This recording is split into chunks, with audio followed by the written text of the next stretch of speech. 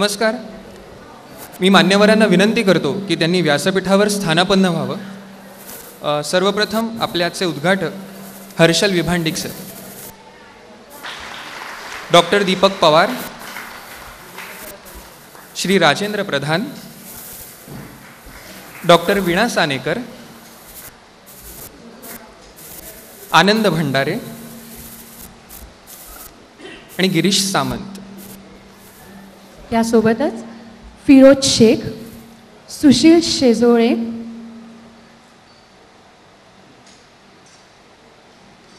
रामचंद्र एमेटकर, श्रीनिवास आगावणे, प्रणील चौधरी आणि प्रसाद गोखले यांना विनंती करते की त्यांनी व्यासपीठावर यावं. नमस्कार, सुस्वागतम. मराठी अभ्यास केंद्र आणि DS हायस्कूल यांच्या संयुक्त विद्यमाने आयोजित मराठी प्रेमी पालक महासंमेलनात मी सौरभ नाईक आणि मी ऐश्वर्या धनवडे आपण सगळ्यांचं मनपूर्वक स्वागत करतो. मराठी प्रेमी पालक महासंमेलन हे पालक, शिक्षक आणि मराठी शाळा यासोबतच मराठी भाषेवर प्रेम करणाऱ्यांचा एक सोहळा आहे. आणि ह्या सोहळ्याला तुम्ही जो म्हणजे उदंड प्रतिसाद दिला त्याबद्दल तुमचं मनपूर्वक अभिनंदन आणि आभार. खरं तर जागतिकीकरणाच्या युगात मातृभाषा शिक्षणाचं महत्त्व जगभर निर्विवाद सिद्ध झालेलं आहे आणि तरीही वास्तव यापेक्षा काहीतरी वेगळं असल्याचं आपल्याला जाणवतं. इंग्रजी शिकणं आणि इंग्रजीतून शिकणं या दोन वेगळ्या गोष्टी, पण या गोष्टींमुळे गल्लत केल्यामुळे आजवर पालक, शिक्षक आणि विद्यार्थी यांचे अतोनात नुकसान झालेलं आहे. आणि हीच वैचारिक कोंडी फोडण्याचा प्रयत्न करून आपल्याला मार्गदर्शन करण्यासाठी काही खास मान्यवर आपल्यासोबत येथे उपस्थित आहे. आपण त्यांची ओळख करून घेऊ. आज आपल्याला उद्घाटक म्हणून लाभलेले आहे हर्षल विभांडिक. आपल्या राज्यामधील 5000हून अधिक शाळा डिजिटल करण्याची किमया त्यांनी साधलेली आहे.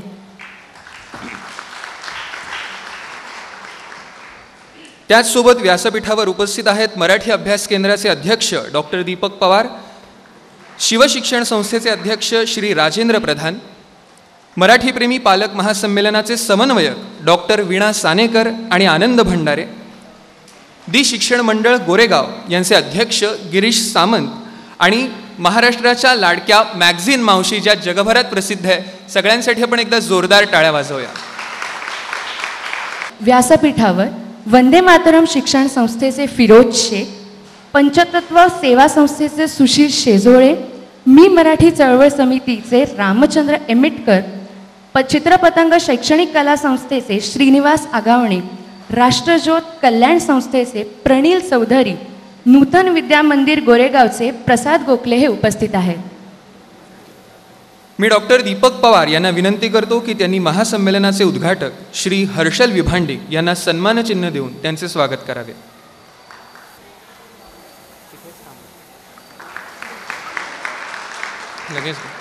तसेच मी श्री राजेंद्र प्रधान यांना विनंती करते की त्यांनी श्री विभांडिक यांना ग्रंथभेट देऊन त्यांचा सत्कार करा.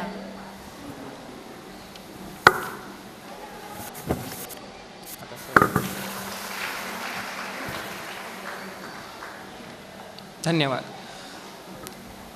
मी मराठी अभ्यास केंद्राचे अध्यक्ष डॉक्टर दीपक पवार यांना विनंती करतो की त्यांनी कार्यक्रमाचे प्रास्ताविक करावे.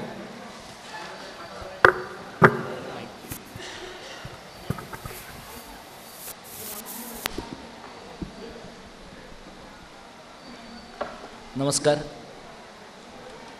मराठी अभ्यास केंद्र आणि DS हायस्कूल यांच्या संयुक्त विद्यमाने होणाऱ्या मराठी प्रेमी पालकांच्या महासंमेलनामध्ये आयोजकांच्या वतीनं आणि सर्व सहयोगी संस्थांच्या वतीनं मी आपलं मनपूर्वक स्वागत करतो.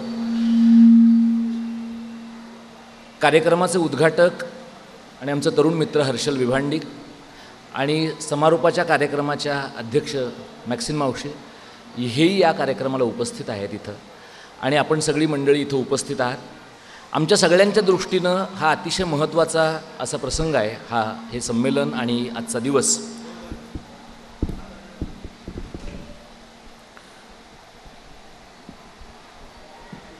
आपण सगळेजण जाणता की मराठी शाळा हा महाराष्ट्रातल्या लोकांच्या दृष्टीनं चिंतेचा आणि चिंतनाचा विषय आहे. मराठी शाळांना चांगले दिवस कधी येतील का? मराठी शाळांमध्ये लोक आपल्या मुलांना का पाठवत नाही आहेत, कसे पाठवतील? मराठी शाळांमध्ये पाठवल्यानंतर त्यांना गुणवत्तापूर्ण शिक्षण मिळणार आहे का, अशा अनेक प्रश्नांची चर्चा गेली अनेक वर्ष आपण करतो आहोत. ही सगळी चर्चा ज्यावेळेला आपण करतो त्यावेळेला कधी ती प्रयोगशील शाळांच्या अंगाने होते, कधी शिक्षकांच्या प्रश्नाच्या अंगाने होते, कधी संस्थाचालकांची भूमिका काय प्रकारची आहे याबद्दल आपण बोलतो. ज्यांच्याबद्दल आपण साधारणपणे बोलत नाही असा असंघटित आणि बिनचेहऱ्याचा जो वर्ग या सगळ्या मराठी शाळांशी जोडलेला आहे तो मराठी पालकांचा वर्ग आहे. आणि म्हणून मराठी अभ्यास केंद्राच्या मराठी शाळा गटानं एक वर्षभरापूर्वी असा विचार केला की या पालकांना आपण एकत्र आणलं पाहिजे. याचं कारण जोपर्यंत पालकांचा आवाज शाळांपर्यंत पोचत नाही आणि शाळांचा आवाज राजकीय मंडळींपर्यंत आणि समाजापर्यंत पोचत नाही तोपर्यंत व्यवस्थेमध्ये बदल होण्याची शक्यता नाही. कारण एखाद्या इंग्रजी माध्यमाच्या शाळेमध्ये 10 रुपये फी वाढली तरी 100-200 पालक रस्त्यावर येतात आणि त्याच्या 3 कॉलम बातम्या वर्तमानपत्रांमध्ये होतात. पण वर्तमानपत्रांमध्ये एखाद्या मराठी शाळा बंद पडल्याची बातमी मात्र एखाद्याच्या शोकसभेची बातमी द्यावी त्या पद्धतीनं प्रसारमाध्यमांमध्ये आलेली आपल्याला दिसते. हे चित्र पालटायचं तर कार्यकर्त्यांनी काय केलं पाहिजे ह्याच्यावर आम्ही आमच्या पातळीवर विचार केला. DS हायस्कूलसारख्या शाळेनं त्यांच्या पातळीवर विचार केला आणि म्हणून जवळपास एक 8-10 संस्था मिळून आम्ही या सगळ्या पालक महासंमेलनाचा घाट घातलेला आहे. अशा प्रकारची कामं जेव्हा एखाद्या समाजातले घटक उभे करतात त्यावेळेला आमच्या स्वतःकडनं काही अपेक्षा आहेत आणि आमच्या समोरच्या लोकांकडनं काही अपेक्षा आहेत. आमच्या स्वतःकडनं अशा अपेक्षा आहेत की कार्यकर्ते म्हणून आम्ही मराठी शाळांच्या प्रश्नांवर गेली 10-15 वर्ष विचार करतो आहोत आणि तो विचार करताना दरवेळेला सरकार आम्हाला नवनवं खाद्य देत असतं. कधी बृहद आराखडा रद्द करतात, कधी स्वयंअर्थसहाय्यित शाळा आणतात. काल परवा तुम्ही वर्तमानपत्रांमध्ये पाहिलं आता कंपन्यांना शाळा काढण्याचा अधिकार सरकार देतं आहे. 1200-1300 शाळा सरकारनं शिक्षक नाही आहेत म्हणून बंद केलेल्या आहेत. म्हणजे मराठी शाळांच्या बाबतीमध्ये तुम्हाला विषयांची कमतरता नाही आहे, काम करणाऱ्या माणसांची कमतरता आहे. अशा प्रकारचा हा प्रश्न आहे. हे सगळं पाहत असताना आम्हाला असं वाटलं की ज्या लोकांची मुलं मराठी माध्यमाच्या शाळांमध्ये जात आहेत त्यांना काय वाटतंय. आणि म्हणून आम्ही गेले 6 महिने मुंबई शहराच्या आणि मुंबई बाहेरच्या वेगवेगळ्या भागांमध्ये पालक सभा घेतल्या.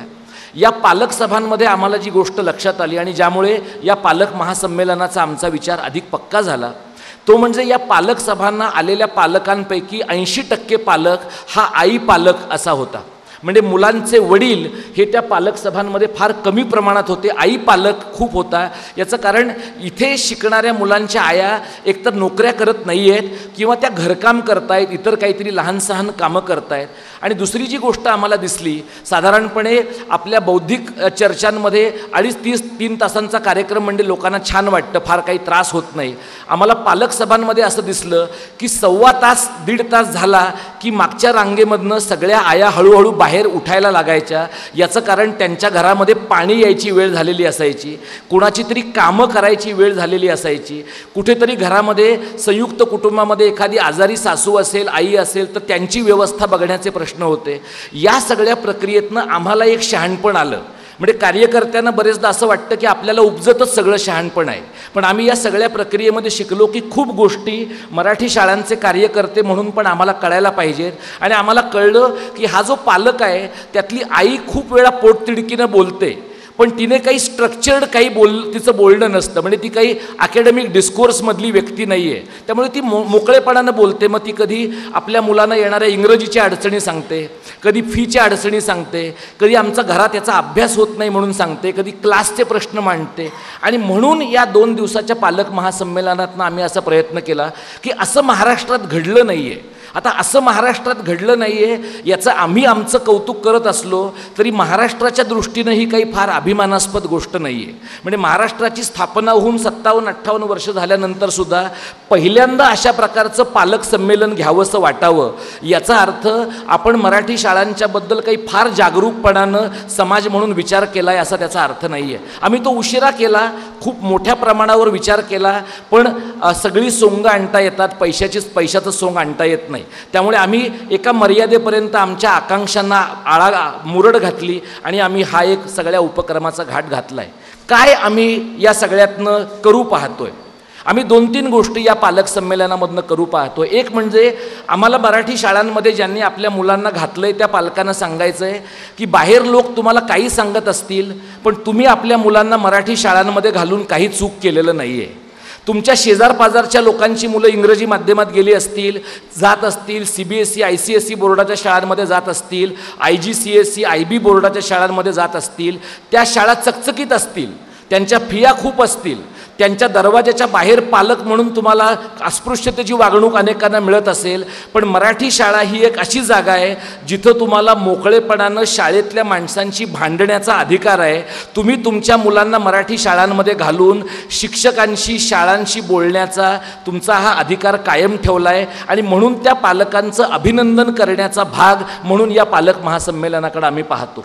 दुसरी गोष्ट आम्ही जी पाहतो ती अशी आहे की महाराष्ट्रात खूप ठिकाणी प्रयोगशील शाळा कामं करतात, पण प्रयोगशील शाळांची कामं त्यांना एकमेकांना माहिती आहेत, पण लोकांना असं वाटतं की हां म्हणजे ज्यांचे घरचे सगळे प्रश्न सुटलेत ना अशाच पालकांच्या मुलांना ह्या प्रयोगशील शाळा परवडण्यासारख्या आहे. आमची मुलं काय, आमची एकतर झेडपीच्या शाळेत जाणार, महापालिकेच्या शाळेत जाणार किंवा कुठल्या तरी परिसरातल्या एखाद्या साध्या शाळेत जाणार. आम्हाला या सगळ्या मंडळींना सांगायचं आहे की प्रयोगशील शिक्षणावर, आनंददायी शिक्षणावर, गुणवत्तापूर्ण शिक्षणावर आपल्या सगळ्यांचा हक्क आहे आणि तो हक्क क्लेम करण्यासाठी, तो हक्क मिळवण्यासाठी इथं काय घडतंय, म्हणजे नाशिकमध्ये काय घडतंय, कोल्हापुरात काय घडतंय, मुंबईत काय घडतंय, हे जसं प्रयोगशील शाळांच्या मंडळींना माहिती असलं पाहिजे एकमेकांचं, तसं सामान्य पालक कार्यकर्ते म्हणून आपल्याला माहिती असलं पाहिजे.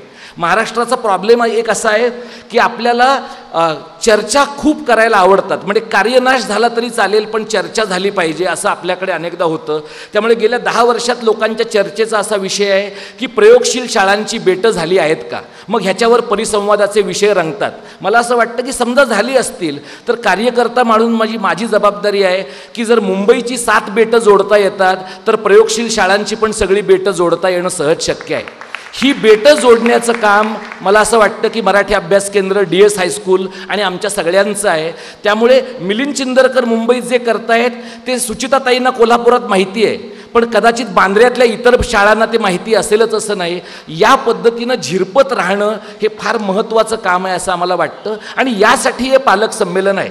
आम्ही ज्या प्रकारच्या लोकांची अपेक्षा मोठ्या संख्येनं बाळगतो, कदाचित हा पहिला भाग आहे या सगळ्या प्रक्रियेचा. लोकांना नव्या गोष्टीची सवय करून द्यावी लागते आणि हा जो मराठी पालक आहे त्या पालकाला मुंबईच्या टोकात, आणि सामंत सरांनी आमच्या चर्चांमध्येही अनेकदा हा मुद्दा मांडला होता की एखाद्या बोरिवलीतल्या पालकाला आपल्या मुलाला ट्रेनमध्ये घालून इथपर्यंत आणायचं आणि पुन्हा न्यायचं, ह्यात त्या पालकाचा एक दिवस मोडतो आणि कदाचित त्या पालकाचा एक दिवसाची रोजीरोटी गेली तर त्याला हे पालक संमेलन वैचारिकदृष्ट्या आवडेल पण आर्थिकदृष्ट्या परवडेल असं नाही. त्यामुळे ज्या वर्गासाठी आम्ही बोलतो आहोत हा वर्ग समाजातल्या वंचितांचा वर्ग आहे, पण तो वंचितांचा वर्ग आहे म्हणून आम्ही सारखं शाहू फुले आंबेडकर असं म्हणणार नाही. आम्ही असं म्हणतो की हा वंचितांचा जो वर्ग आहे तो सगळा आपल्यासारख्या लोकांचा वर्ग आहे आणि आम्ही सगळे मराठी माध्यमातून पुढे येऊन मराठी शाळांसाठी काम करणारे जे लोक आहोत, आमची सगळ्यांची जबाबदारी आहे की मराठी शाळांसाठी अजिबात निराश न होता, कारण वातावरण निराश होण्यासारखंच आहे.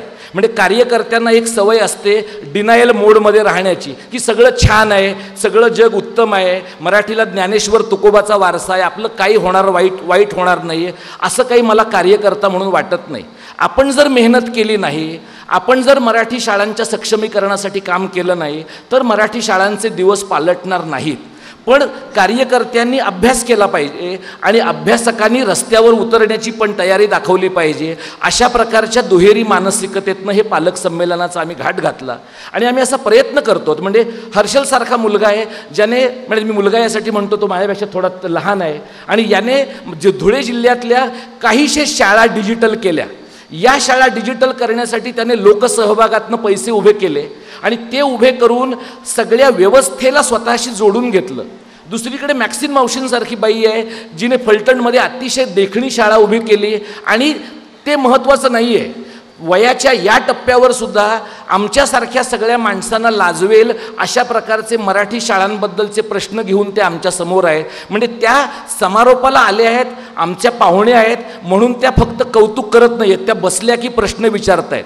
मराठी शाळांच्या सोबत असणारी माणसं कामं करून प्रश्न उभे करणारे आहेत आणि दीर्घकाळाची परंपरा असणारे पण तरीही प्रश्न उभे करणारे आहेत. ही सगळी माणसं तुमच्या पुढे यावीत आमचा असा प्रयत्न आहे. सगळी सत्र ज्याच्याबद्दल हे निवेदक नंतर सांगतील, ही सगळी सत्र यासाठी आहेत की मराठी शाळांच्या परिसरामध्ये काहीतरी चांगलं घडतंय, गुणवत्तापूर्ण शिक्षणाबद्दल घडतंय, प्रयोगशीलतेबद्दल घडतंय. आणि सगळ्यात महत्त्वाची गोष्ट म्हणजे ज्या प्रकारच्या न्यूनगंडाचा मराठी समाजच एकूण बळी आहे, त्या प्रकारचा न्यूनगंड मराठी शाळांमधली मुलं, पालक, शिक्षक या सगळ्यांना असा जर न्यूनगंड असेल तर तो झटकून टाकायचा. तर ॲग्रेसिव्ह होऊन, अकारण आक्रमक होऊन सुपेरियरिटी कॉम्प्लेक्समध्ये जाण्याची गरज नाही आहे. आपल्याला आपले पाय जमिनीवर ठेवून पण हे ठरवता आलं पाहिजे की चित्र बदलेल. आणि मी चित्र बदलेल असं म्हणतो त्यावेळेला मी तुम्हाला खोटं आश्वासन देत नाही. मी चित्र बदलेल असं म्हणतो त्यावेळेला आपण सगळ्यांनी, आणि आता या क्षणाला आम्ही प्रयत्न जो करतो आहोत म्हणजे आमचे कार्यकर्ते, हा सगळा कार्यक्रम, ही सगळी सत्र आम्ही फेसबुक लाईव्ह करतो आहोत. ती फेसबुक लाईव्ह यासाठी करतो की जी माणसं या क्षणाला इथं आलेली नाही आहेत पण ज्यांना मराठी शाळांबद्दल काही समजून घ्यायचं आहे त्यांच्यापर्यंत आम्हाला पोचायचं आहे. आता जेव्हा कार्यक्रमाची जाहिरात आम्ही केली तेव्हा लोकांना सगळं व्हॉट्सॲपवर पाठवलं जातं. व्हॉट्सॲपवर पाठवलं की लोक लगेच थम्सअप पाठवतात, म्हणजे हे फार उत्तम काम आहे तुमचं. पण माणसांना असं वाटतं की थम्सअप पाठवला की आपली जबाबदारी संपली. म्हणजे हा एका अर्थाने फॉरवर्डचा जमाना आहे. पण फॉरवर्ड करत असताना आपण घरातनं बाहेर पडून काम केलं पाहिजे आणि आपण आपल्या परिसरातली शाळा बदलली पाहिजे. या प्रकारचा विचार घडत नाही. व्हर्च्युअल कार्यकर्त्यांच्या जीवावर चळवळी उभ्या राहत नाहीत. चळवळी ह्या प्रत्यक्ष जमिनीवर काम करणाऱ्या माणसांच्यासाठी माणसांमधनं उभ्या राहतात. आणि म्हणून हे जे पालक संमेलन आहे त्याचा आमच्या दृष्टीनं महत्त्वाचा उपयोग आम्ही असं पाहतो. आणि मी अतिशय स्वार्थी कार्यकर्ता आहे. आम्ही सगळे स्वार्थी कार्यकर्ते आहोत. आमचा स्वार्थ असा आहे की आज मराठी शाळांसाठी 10 संघटना इथे काम करत आहेत. पुढच्या वर्षी, आणि मी तुम्हाला खात्री देतो की हे पालक संमेलन पहिलं आहे, शेवटचं नाही आहे. हे पालक महासंमेलन मुंबईतलं पहिलं आहे, महाराष्ट्रातलं पहिलं आहे. पण यानंतर महाराष्ट्राच्या प्रत्येक जिल्ह्यात या प्रकारचं पालक महासंमेलन आम्हाला घ्यायचं आहे. आणि ते घेण्यासाठीच्या मित्रांचा स्वार्थाने शोध घेण्यासाठी हे पालक महासंमेलन आहे. आम्हाला अधिकाधिक मित्र या सगळ्या प्रक्रियेमध्ये हवेत. मराठी शाळांमध्ये काय चांगलं घडतंय हे बोललं पाहिजे. मराठी शाळांमध्ये काय त्रुटी आहेत तेही आपण बोललं पाहिजे आणि नव्या प्रश्नांचा मागोवा घेतला पाहिजे. हे सगळं आपण करावं म्हणून हे पालक संमेलन आहे, ज्याचा नंतर माझी सहकारी वीणा सानेकर उल्लेख करेल. अतिशय देखणं असं पुस्तक आम्ही या पालक संमेलनाच्या निमित्तानं लोकांच्या पुढे आणतो. वीणा त्याच्याबद्दल नंतर बोलेल. मला माझं बोलणं संपवण्याच्या आधी या सगळ्या संघटनात्मक घाटाच्याबद्दल बोलायचं आहे की गेले काही महिने आम्ही प्रधान सरांना असं म्हटलं की जणू काही आम्हीच DS हायस्कूलमध्ये कामाला आहोत अशा प्रकारची परिस्थिती आहे. इतक्या सातत्यानं आम्ही DSमध्ये आलेलो आहोत. आम्ही DS परिवाराचे भाग झालो. प्रधान सर आणि त्यांची सगळी मंडळी मराठी अभ्यास केंद्राचे मित्र झाली आणि सामंत सरांसारखा एक ज्येष्ठ शिक्षण क्षेत्रातला अभ्यासक, ही सगळी बाकीची मंडळी यांच्या मदतीनं आम्ही हे उभं करण्याचा प्रयत्न केला. मला असं वाटतं की ही ताकद आहे. मराठी शाळांच्या मागे कोणच नाही आहे असं जे आपल्याला वाटतं, आणि कोण नाही आहे म्हणजे कोण नाही आहे तर सरकार नाही आहे, राजकीय पक्ष नाही आहे. याचं कारण मराठी शाळांमध्ये धंदा नाही आहे, मराठी शाळांमध्ये पैसा नाही आहे, मराठी शाळांमध्ये कमिशनं काढण्याची सोय नाही आहे.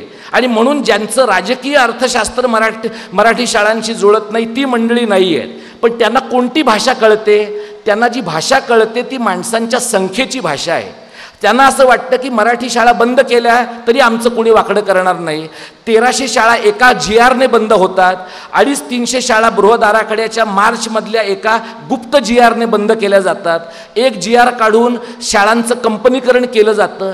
सरकारला असं वाटतं की मराठी शाळांबद्दल तुम्ही काहीही केलं तरी कोणीही तुम्हाला जाब विचारणारं नाही.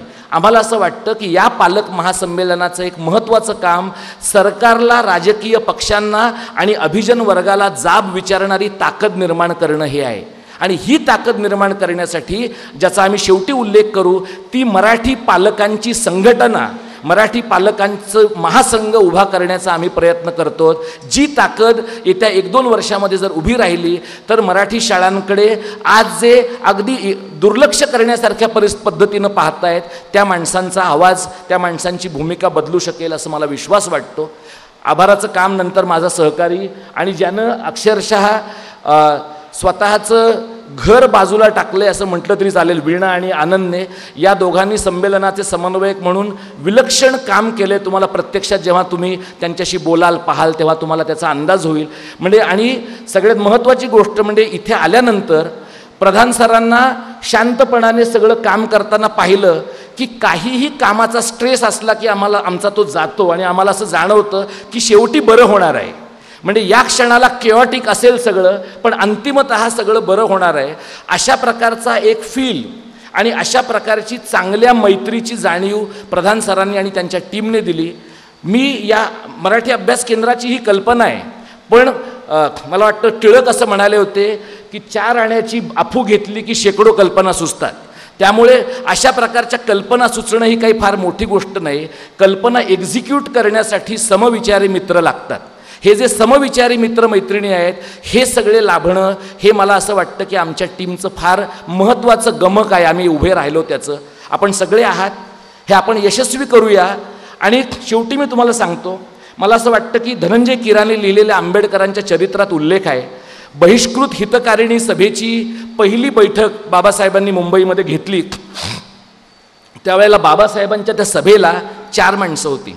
4 माणसं प्रत्यक्षात त्या सभेच्या जागी आणि 2-3 माणसं परिसरातनं काय घडतंय बाबा काय बोलतोय हा वकील असं पाहण्यासाठी आहे.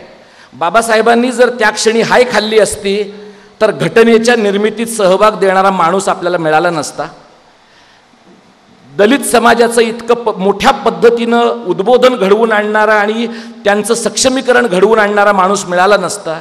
त्यामुळे कार्यकर्त्यांची जबाबदारी अशी आहे की माणसं येतात. माणसं येईपर्यंत तुमच्या जमिनीवरचे पाय हलता कामा नयेत. मी तुम्हाला एवढी खात्री देतो कितीही प्रतिकूल परिस्थिती मराठी शाळांपुढची असतील आणि आज मराठी शाळांचे आहेत त्याच्यापेक्षा जास्त शत्रू वाढले तरी आम्ही लोक आहोत या इथं तोपर्यंत मराठी शाळांचा झेंडा खाली ठेवणार नाही. एवढी मी आपल्याला खात्री देतो आणि आपल्या सगळ्यांचं सहकार्य मिळेल अशी अपेक्षा बाळगतो. धन्यवाद. जय मराठी, जय महाराष्ट्र. मी शिवशिक्षण संस्थेचे अध्यक्ष श्री राजेंद्र प्रधान यांना विनंती करते की त्यांनी DS हायस्कूलची ह्या महासंमेलनामधील सहभागाबद्दलची भूमिका मांडावी.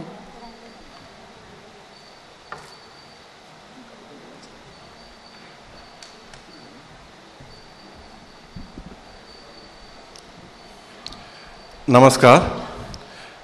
व्यासपीठावर उपस्थित हर्षल नंतर मॅगझिन बन्सन आणि इतर मान्यवर आणि माझे सहकारी नियामक मंडळाचे शिक्षक आणि बंधू भगिनींनो, इथे मी आमच्या शाळेची भूमिका ही अशी मांडणार आहे की ही शाळा एक आपल्याला द्योतक म्हणून ठेवायचं आहे, एक मार्गदर्शक म्हणून ठेवायचं आहे आणि मुंबईसारख्या शहरात जिकडे नक्कीच राजकर्त्याने ठरवलं आहे की कोणालाही अनुदानित शाळा किंवा मुंबई शहरात कोणी गरीब व्यक्ती राहतच नाही आणि मराठी लोक नाहीच आहेत, अशा तत्वावर जे काही चाललेलं आहे त्याच्यामध्ये आम्ही मुंबईसारख्या शहरात काम करून प्रतिकूल परिस्थिती अनुकूल कशी करून घेतली आणि याचं अनुकरण आपल्याला इतर सगळ्या शहरांमध्ये गावांमध्ये करता आलं तर नक्कीच सध्याचं वातावरण बदलू शकतं. मला कल्पना आहे की गावोगावी जिल्ह्यात शहरांमध्ये वेगवेगळ्या संस्था वेगवेगळ्या व्यक्ती या एक स्वतंत्ररित्या बऱ्याचपैकी चांगलं काम करतात पण इकडे कुठेतरी संघटित होणं महत्त्वाचं आहे. यामध्ये संस्थाचालक शिक्षक म्हणून बरेच प्रयत्न केले जातात, खूप कष्ट केले जातात. म्हणजे खरोखर आमच्या शाळेचं जर उदाहरण द्यायचं झालं तर आमच्या शाळेचे शिक्षक ज्या प्रकारे कष्ट घेतात कारण बहुसंख्य मुलं आमच्या शाळेची जी येत आहेत ती धारावी चुनाभट्टी नंतर प्रतीक्षानगर ह्या घरातनं अतिशय गरीब घरातनं अशी मुलं येत आहेत की ज्यांच्या घरी बऱ्याच जणांना खाण्याचंही कठीण असतं. तर त्यांना घेऊन आपल्या शाळेचा 97-98% रिझल्ट लावणं, त्यामध्येही 9वीत कोणाला नापास न करणं आणि 90पेक्षा जास्ती टक्के मिळवणारी 35-36 लोक, 75पेक्षा जास्ती टक्के मिळवणार जवळजवळ 100च्या वरती मुलं. तर हे जर साध्य होतं तर आपण नक्कीच इतरत्रही ते साध्य करू शकतो. आमची शाळा 80 वर्ष जुनी आहे आणि मी समजतो की महाराष्ट्रातली सगळ्यात मोठी शाळा आहे कारण आमच्याकडे 3500 विद्यार्थी आहेत इकडे. 5 वर्षापूर्वी आमच्याकडे ही गळती लागली होती. त्या एका वर्षी आमच्याकडे फक्त 100 मुलांची ॲडमिशन झाली होती आणि परिस्थिती अशी निर्माण झाली की एखादी तुकडी कमी होते का, अशी परिस्थिती होते की दरवर्षी आमची SSSची बॅच साधारण 350-400 मुलांची आहे. त्यामुळे 350-400 नवीन ॲडमिशन झाल्या तरी फक्त एक ब्रेक इव्हन असा होऊ शकतो, पण संख्या त्यापेक्षा कमी झाली तर नक्कीच कमी लागते. आणि मग आम्ही हे वातावरण कसं बदलता येईल, आपल्याला पालकांना कसं आकर्षित करता येईल, या अनुषंगाने बरेचसे उपक्रम इकडे चालवले. या उपक्रमाबद्दल एक वेगळं चर्चा असते, त्यामुळे अतिशय डिटेलमध्ये त्याबद्दल मी नक्कीच बोलेन. पण थोडक्यात असं सांगेन की ज्या गोष्टींनी ह्या मुलांचा सर्वांगीण विकास होईल, मग त्यामध्ये स्पोर्ट्स असो, त्यामध्ये गायन असो, ई लर्निंग असो, कॉम्प्युटर ज्ञान असो, या सगळ्यांचं आपण इकडे केलं पाहिजे. दृश्यकला आहेत त्याच्यामध्ये, तेही व्हायला पाहिजे. आज समाजामध्ये जवळजवळ 15% मुलं अशी आहेत की त्यांच्यामध्ये काहीतरी एक दुर्बलता असते की ज्याने ते शिकू शकत नाहीत. त्यांचंही निवारण करणं महत्त्वाचं आहे, त्यांनाही एक रेमेडियल ट्रीटमेंट व्हायला लागते. त्याचप्रमाणे इतर सर्वांगीण विकास, एक स्किल डेव्हलपमेंट आहे, स्पोर्ट्स आहे. तर हे सगळे वेगवेगळे उपक्रम राबवल्यानंतर गेले 3 वर्ष सातत्याने आमच्याकडे 400हून जास्ती ॲडमिशन होत आहेत. आज मुंबईसारख्या शहरात हे साध्य करणं अतिशय कठीण आहे, पण मला खात्री आहे की आम्ही जे साध्य केलं ते इतरही शाळा करू शकतील. फक्त आपल्याला संघटित होण्याची गरज आहे, एकमेकांबरोबर काम केलं पाहिजे. आज सरकार आपल्याला मदत जर करत नसेल तर आपण एकत्र येऊन, नुसतं सरकारच नाही पण इतर प्रायव्हेट ज्या कंपन्या आहेत, कॉर्पोरेट्स आहेत, त्यांच्याकडनं आपण मदत घेऊ शकतो. कारण गेल्या 10 वर्षाचा फक्त मुंबई शहराचा जर इतिहास बघितला तर 800 मराठी शाळा बंद पडलेल्या आहेत गेल्या 10 वर्षात. म्हणजे ह्यामध्ये दहिसर ते कुलाबा ते मुलुंड हा एवढा भाग येतो. आणि अख्ख्या राज्यात बघितलं तर 3000च्या वर शाळा बंद पडल्या आहेत. यामध्ये ह्या 1300 शाळा ज्या बंद केल्या गेल्या आहेत आत्ता, ह्याचा समावेश नाही आहे. तर एवढी विदारक परिस्थिती असताना आपण गप्प बसणं योग्य होणार नाही. आणि प्रत्येक वेळेला हात प्रश्न बोलतात किंवा हे सांगितलं जातं की मराठी शाळांचं भवितव्य नाही आहे, मराठी शाळांमध्ये काय होणार. तर काय होणार आणि कसं करू शकतो ते अतिशय महत्त्वाचं आहे. जसं आता निवेदकांनी सांगितलं की आपल्याला इंग्रजी भाषा शिकायचं आहे, इंग्रजी व्यवस्थित बोलता आलं पाहिजे, कारण ती एक जागतिक भाषा झालेली आहे आणि ती एक ज्ञान भाषा म्हणून पण होते. पण त्याचा अर्थ असा नाही आहे की आपल्याला इंग्रजीमध्ये शिकायचं आहे. कारण मूल जेव्हा येतं शाळेत तेव्हा त्याला मातृभाषाच योग्य तऱ्हेने समजत असते. आणि जर त्याला इंग्रजी माध्यमांना टाकलं तर त्याला 2 गोष्टी करायला लागतात. एक म्हणजे नवीन गोष्टी शिकायच्या आहेत आणि त्या अशा भाषेतनं शिकायच्या आहेत की ज्या त्याच्या घरात बोलल्या जात नाहीत. आज मराठी शाळांमध्ये ज्या गटातनंही मुलं येतात तर खरोखर म्हणजे आम्ही विनोदाने इकडे म्हणतो की त्या मुलांना मराठी पण बोलायला शिकवल्याची गरज लागते. कारण बरेचसे मुंबईत असून त्यांचे जे डायलेक्ट्स म्हणतात ते असे वेगवेगळे आहेत की काही मुलं काय बोलत आहेत मराठीत हे समजणं कठीण होतं. तर अशा मुलांना जेव्हा आपण ह्या प्रकारे इंग्रजी माध्यमांना वगैरे टाकतो एक हट्टाने, तर त्यांचं प्रचंड नुकसान होतं. गेले 3 वर्षात आम्हाला हेही दिसून आलं आहे की 2री ते 7वी पर्यंत जवळजवळ दरवर्षी 51 मुलं इंग्रजी माध्यमातून शिकून इकडे आलेली आहेत.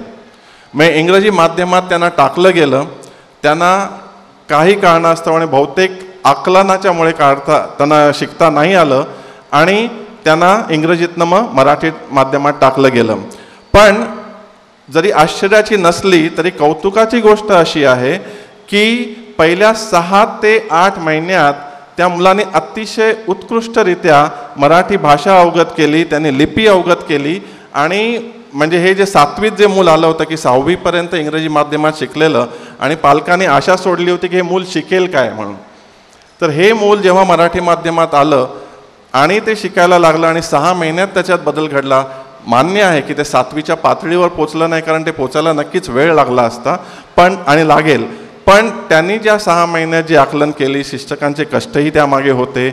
यावरनं नक्कीच दिसून येतं की जर मातृभाषेत आपण शिक्षण घेतलं तर आकलनाचा काही प्रश्नच नाही आहे. तिकडे आकलन नक्की होणार.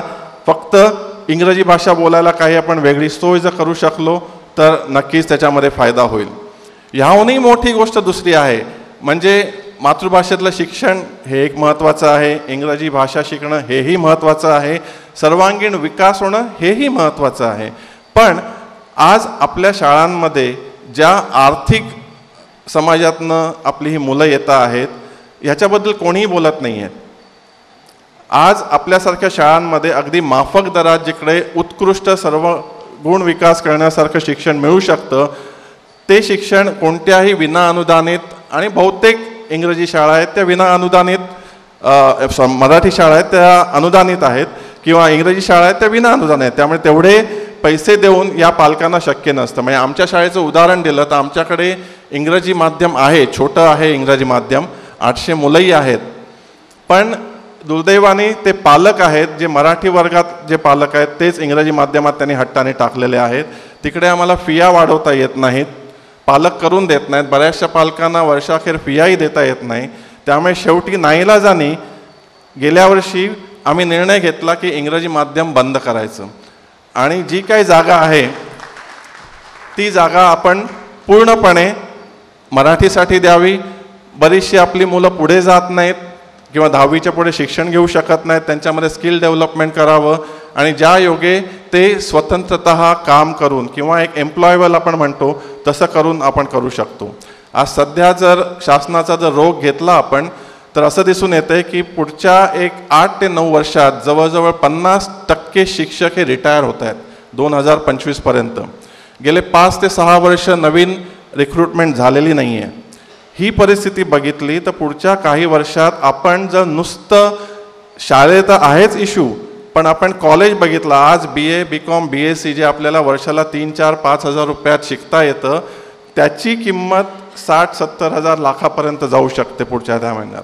त्यामुळे बेसिक एज्युकेशन आहे. आज भारतात मुख्यतः BA किंवा ग्रॅज्युएशन हे एक बेसिक समजलं जातं. इंजिनिअरिंग वगैरे इतर विषय आहेतच, पण एवढं घेतलं तरी कुठेतरी एम्प्लॉयबिलिटी येते, तो स्वावलंबनाने काम करू शकतो.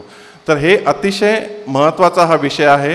त्यामुळे आपण सगळ्यांनी एकत्र येऊन आपण इकडे प्रयोगशील शाळेच्या मार्फत जे योग्यरित्या करू शकलो, कारण अशा प्रकारची उदाहरणं इंग्रजी माध्यमातून मुलं मराठी माध्यमात येणं हे खूप मोठ्या प्रमाणात जिल्हा पातळीवरही झालेलं आहे. काल संध्याकाळी हर्षल यांच्याशी बोलताना ते म्हणाले होते की जिल्हा पातळीवर बऱ्यापैकी हा ओघ वाढत आहे. तर नक्कीच ह्यातनं दिसतंय की समस्या आहे, पण समस्येकडे कानाडोळा करून काही होणार नाही आहे. त्याच्यासाठी आपण सक्रिय पाठपुरावा केला पाहिजे. सरकारने आता असं म्हटलं आहे की संस्था चालक म्हणजे रक्तपिपासू, त्यांना फक्त पैसे ओढायचे. शिक्षक हा समाज आळशी आहे, नाही आहे तशी परिस्थिती. त्याच्यामध्ये अपवाद असतीलही पण तशी परिस्थिती नाही आहे. तर त्यामुळे एकच गट जो आहे जो प्रवृत्त करू शकतो आणि सर्वसाधारणपणे एका शिक्षकामागे जो 50 एवढ्या पटीने असतो तो म्हणजे पालकवर्ग. तर जेव्हा पालकवर्ग जागृत होईल तेव्हाच हे शक्य होईल की आपण एक माफक दरातलं मातृभाषेतलं शिक्षण सगळीकडे उपलब्ध करून देऊ शकू. एवढं बोलून मी माझं भाषण संपवतो. धन्यवाद. जय हिंद, जय महाराष्ट्र. धन्यवाद प्रधान सर. मराठी प्रेमी पालक महासंमेलनाच्या समन्वयक डॉक्टर वीणा सानेकर यांनी संपादित केलेल्या आपली भाषा, आपल्या शाळा, आपली मुलं या पुस्तकाचं प्रकाशन येथे होणार आहे. तर मी त्यांना विनंती करतो की त्यांनी आपले मनोगत व्यक्त करावे.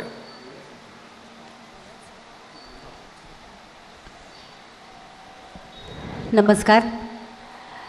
सर्वप्रथम मी उल्लेख करते आहे माझा मराठी अभ्यास केंद्रातला सहकारी मित्र आनंद भंडारे, ज्याने खूप छान स्वप्न आमच्या मनामध्ये पेरलं, जे पालक महासंमेलनाचं स्वप्न होतं. आनंदचा स्वभाव असा आहे की तो अतिशय काटेकोर असल्यामुळे अनेक आघाड्यांवर हे करताच येईल हे त्याच्या मनामध्ये इतकं ठाम होतं की ते हळूहळू आमचं स्वप्न झालं आणि आत्ता अनेक लोक याच्याशी जोडले गेले. पैसा ही गोष्ट बाजूला ठेवून हे करता येईल एवढ्याच जाणीवेतून आम्ही पुढे गेलो. मराठी अभ्यास केंद्र गेली 10 वर्ष मराठीच्या वेगवेगळ्या प्रश्नांवरती काम करते आहे आणि त्याची सुरुवात 2007मध्ये कुर्ला येथील पंत वालावलकर शाळेमध्ये मराठी शाळा टिकवायच्या कशा आणि कशासाठी नावाची अशाच प्रकारची जी परिषद आयोजित केली होती ती परिषद ही एका अर्थी मराठी शाळा संबंधित आमच्या कामाची सुरुवात होती. कुर्ल्यामध्ये 2007 साली ज्या वेळेला ही परिषद घेतली गेली, त्यानंतरच्या टप्प्यावर महाराष्ट्रभरातल्या वेगवेगळ्या प्रश्नांशी आम्ही जोडले गेलो आणि त्यानंतर केवळ महाराष्ट्रपुरतं मर्यादित न राहता बेळगावमधल्या मराठी शाळांशी प्रश्नांशीही जोडले गेलो.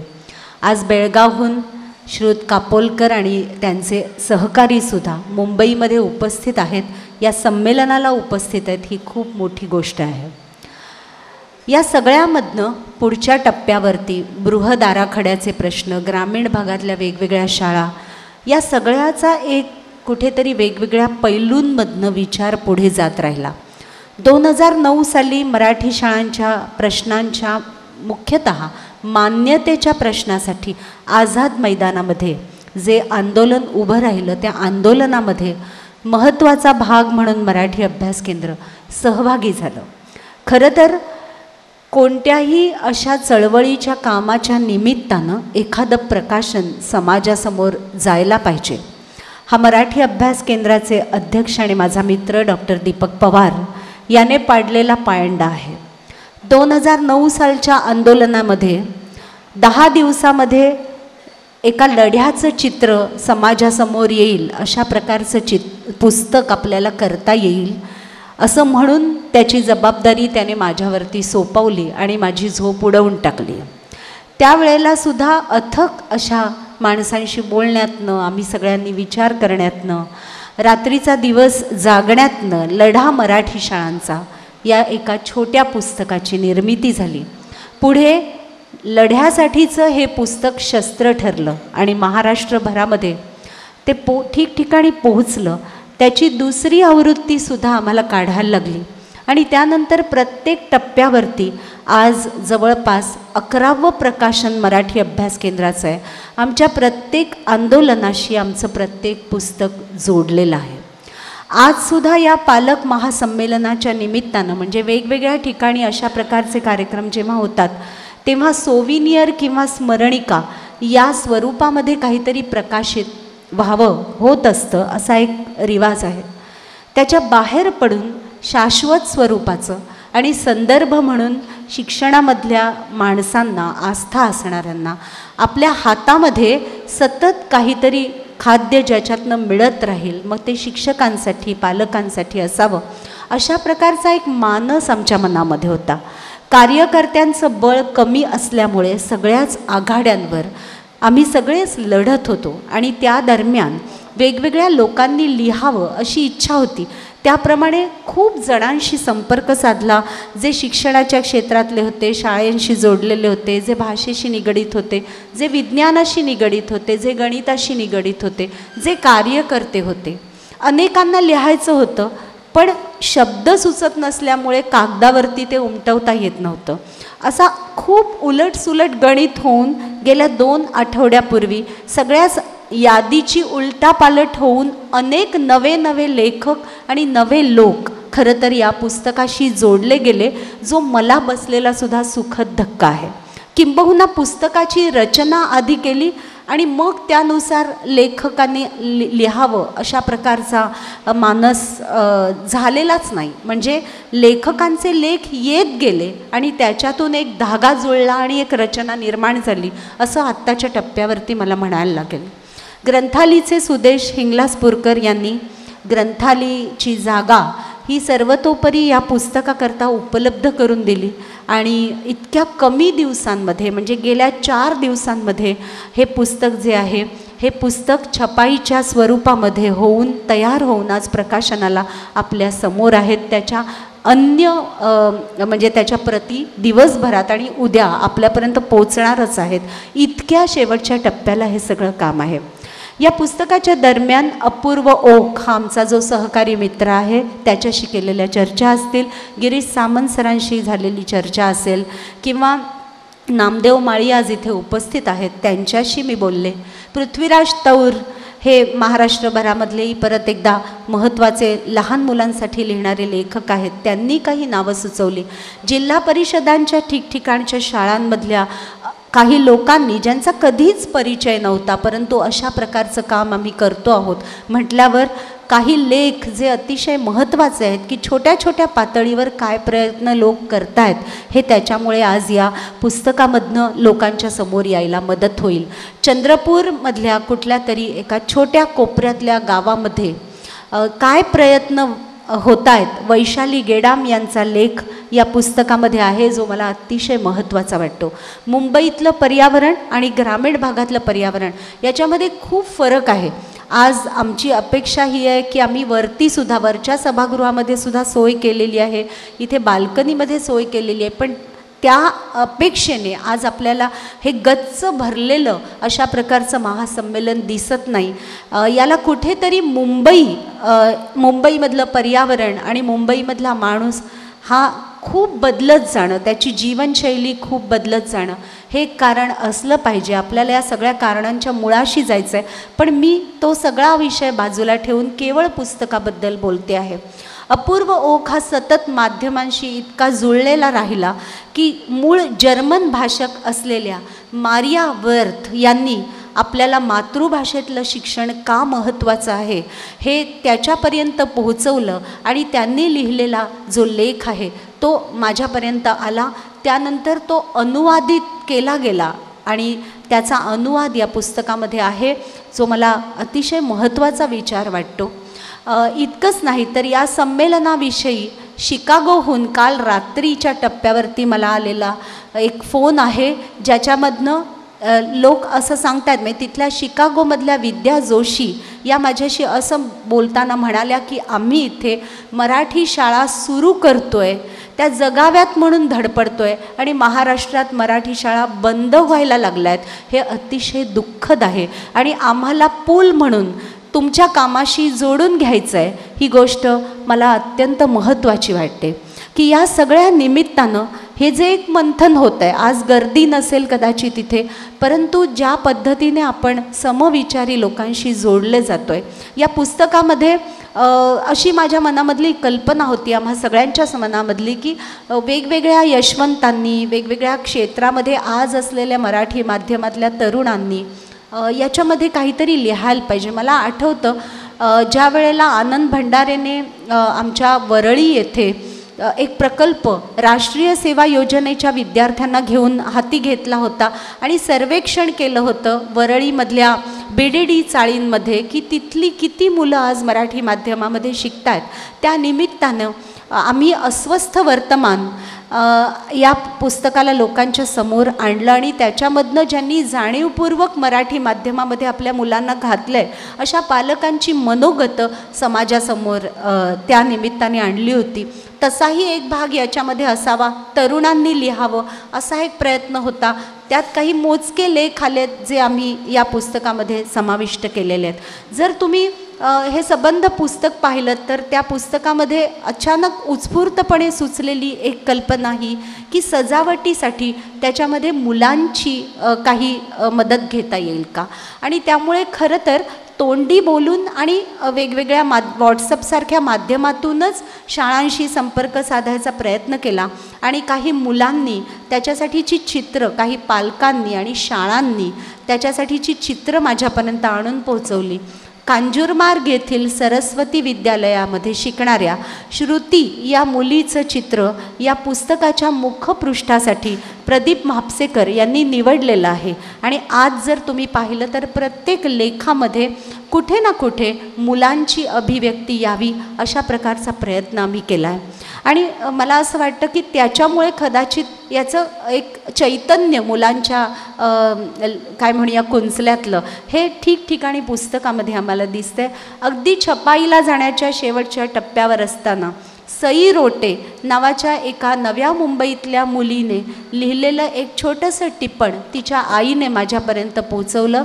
साधना रोटे जी आम्हाला कुठे ना कुठे या पालकांच्या सभेतच एकदा भेटलेली आई होती, तर मुद्दाम तिचे शब्द हे तिच्याच अक्षरामध्ये या पुस्तकामध्ये छापलेले आहेत.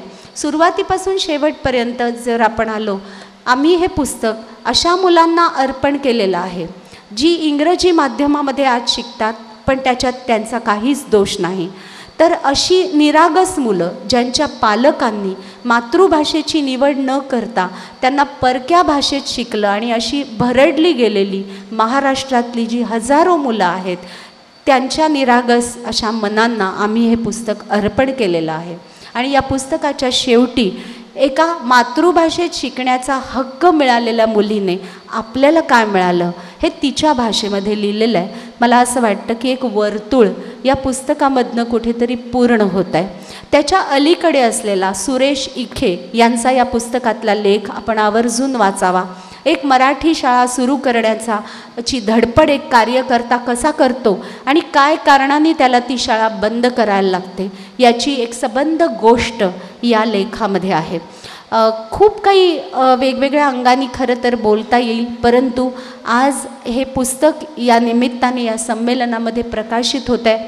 ते आपल्या संमेलनाचा भाग बनतं आहे आणि चळवळीचा भाग बनतं आहे, याचा खूप आनंद होतो आहे. बोलण्यासारखं खरं तर खूप आहे, परंतु एक मुद्दा शेवटचा अधोरेखित करते आहे की या संमेलनामध्ये काम करणाऱ्या कार्यकर्त्यांपैकी 25-30पेक्षा जास्त तरुण पिढीमधले विद्यार्थी आज आमच्यासोबत आहेत, व्यासपीठापासून काम करणाऱ्यांपर्यंत.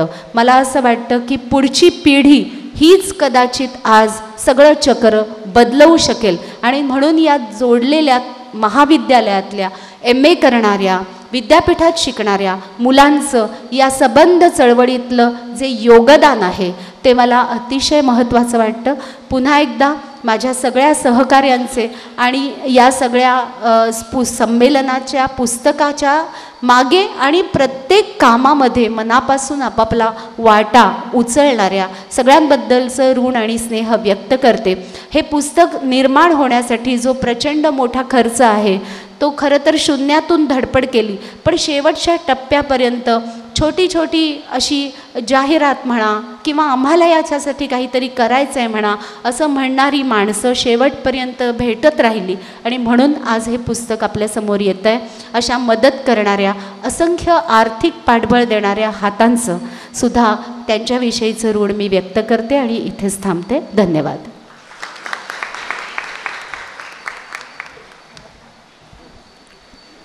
मी मान्यवरांना विनंती करते की त्यांनी पुस्तकाचे प्रकाशन करावे.